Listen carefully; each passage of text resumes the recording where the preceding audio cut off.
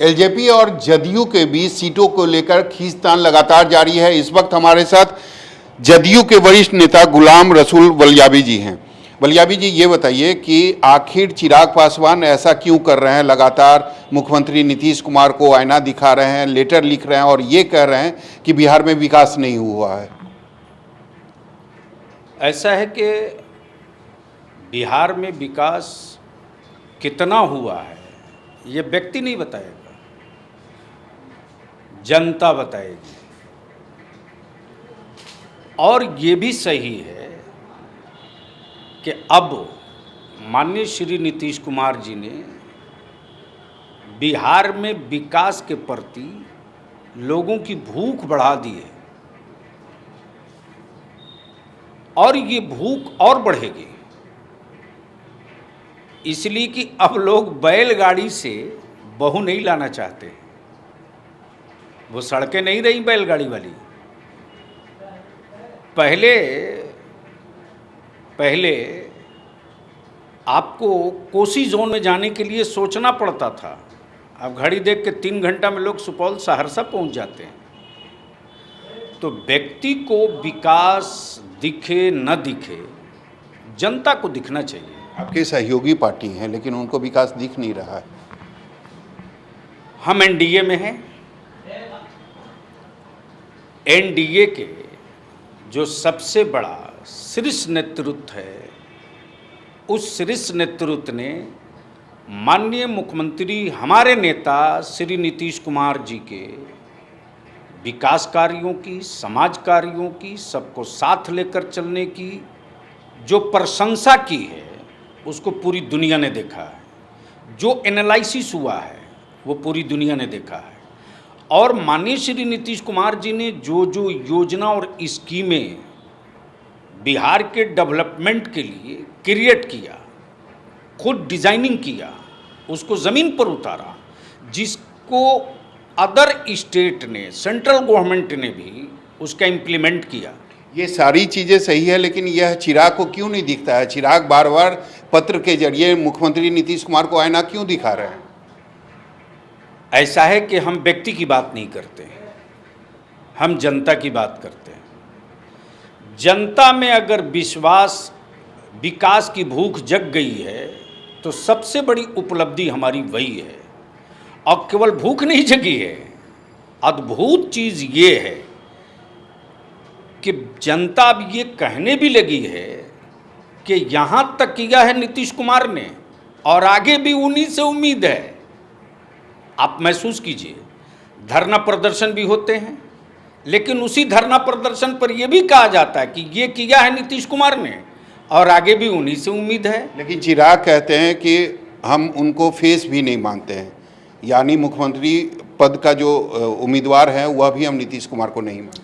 Independent किसी के मानने नहीं मानने से कोई फर्क नहीं पड़ता है।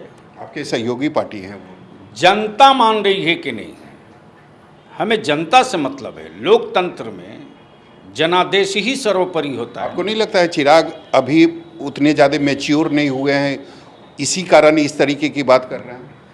मैं उस पर कोई सर्टिफिकेट नहीं दे सकता। हर व्यक्ति अपनी बात कहने में स्वतंत्र है, लेकिन हाँ, इतना मैं ज़रूर कहूँगा कि अगर यदि बलियाबी को कुछ कहना है तो इतना एहसास बलियाबी को होना चाहिए कि हम जिनके बारे में कह रहे हैं और जिन शब्दों से संबोधन कर रहे हैं, उसमें मान सम्मान का लिहाज हर हाल में रखना चाहिए। यह हमारे लिए बेहतर होगा, हमारी छवि इससे अच्छी होगी, हमारी लोकप्रियता बढ़ेगी। क्या चाहते क्या हैं चिराग पासवान, क्या चाहते हैं, क्या समझ में आता है आपको? वो तो वही बताएंगे।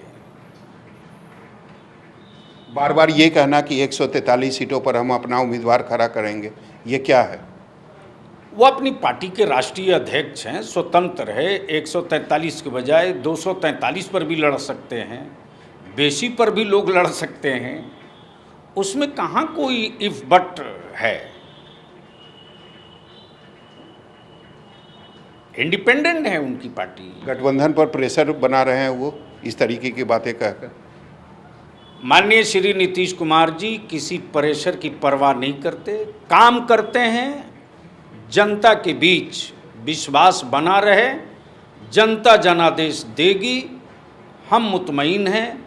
बकिया जो बिहार का अधूरा काम है, जनता नीतीश कुमार के ही कर कलमों से पूरा कराएगी। लेकिन चिराग तो ये कह रहे हैं, कल भी उन्होंने एक लेटर लिखा था, उन्होंने यह कहा कि अभी तक जो सरकार चल रही है या नीतीश कुमार चल रहे हैं वह महागठबंधन के एजेंडे पर काम कर रहे थे, लेकिन अब आगे उन्हें हम लोगों के एजेंडे पर काम करना पड़ेगा, तभी हम उनका साथ देंगे। अब उसके लिए वो एनडीए के सबसे बड़े घटक दल से चर्चा करनी चाहिए। नीतीश कुमार के एजेंडे को अदर स्टेट, लेकिन वो महागठबंधन का एजेंडा है, वो चाहे किसका हो, तो महागठबंधन बनाया किसने था? नीतीश कुमार ने। नामाकरण उसमें एलजेपी और बीजेपी नहीं। नामाकरण किसने किया था? नीतीश कुमार ने। एजेंडा तय किसने किया था? नीतीश कुमार ने। लेकिन उस एजेंडे पर अब सवाल एलजेपी कर रही है, चिराग पासवान उठा रहे हैं। उसी एजेंडे पर माननीय उप मुख्यमंत्री श्री सुशील कुमार मोदी, पूरी कैबिनेट, पूरी सरकार, पूरा सदन कर रहा है ना। लेकिन सवाल तो खड़ा हो रहा है ना, चिराग पासवान तो खड़ा कर रहे हैं उसी एजेंडे पर। हर एक को अधिकार है सवाल खड़ा करते रहने का, स्वतंत्रता प्राप्त है सवाल खड़ा करने का। नुकसान तो गठबंधन को हो रहा है।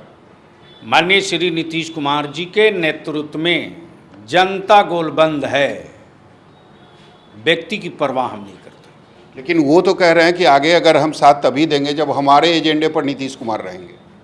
एजेंडा क्या है वो भी तो पब्लिक डोमेन में लाना चाहिए था ना। एजेंडा पब्लिक डोमेन में आना चाहिए ना। अब 7 निश्चय बनाए हैं मुख्यमंत्री ने, बच्चियों के लिबास के लिए, साइकिल के लिए, एजुकेशन क्रेडिट कार्ड के लिए, शिक्षा लोन के लिए, आंगनबाड़ी के लिए, टोला सेवक के लिए, तालीमी मरकज़ के लिए, ये जितनी चीज़ें माननीय मुख्यमंत्री ने बनाया तो पब्लिक डोमेन में लाए ना। तो लोगों को अपना एजेंडा भी तो पब्लिक डोमेन में लाना चाहिए। क्या है एजेंडा भाई? चिराग यह भी एलजेपी को नसीहत दे रहे हैं कि आपको सबसे ज़्यादा सीटों पर बिहार में चुनाव लड़नी चाहिए, आप सबसे बड़ा दल है। भाई लड़ने से कौन किसको रोकता है? लोकतंत्र में, डेमोक्रेसी में चुनाव ही तो लड़ने का एक समय आता है। लेकिन सवाल है ना कि बड़ा भाई कौन है बिहार में, सबसे बड़ा दल कौन है बिहार में?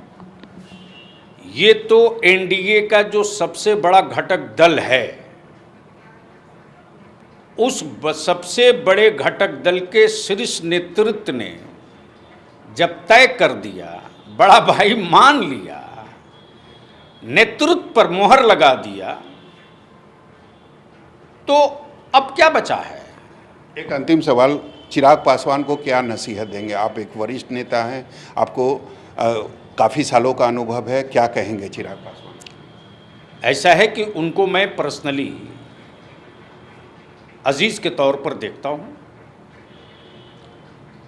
जो मेरा पर्सनली है, लेकिन पॉलिटिकली मैं उनको कोई नसीहत नहीं दे सकता। हर आदमी स्वतंत्र है। हर आदमी स्वतंत्र है, हम चिराग पासवान को कोई नसीहत नहीं देंगे, लेकिन अगर वह अकेले जाते हैं तब वह अपने अंजाम के बारे में भी पहले से उनको सोच लेना चाहिए। कैमरामैन ऋषि के साथ सौरभ कुमार, पटना, न्यूज़ 24।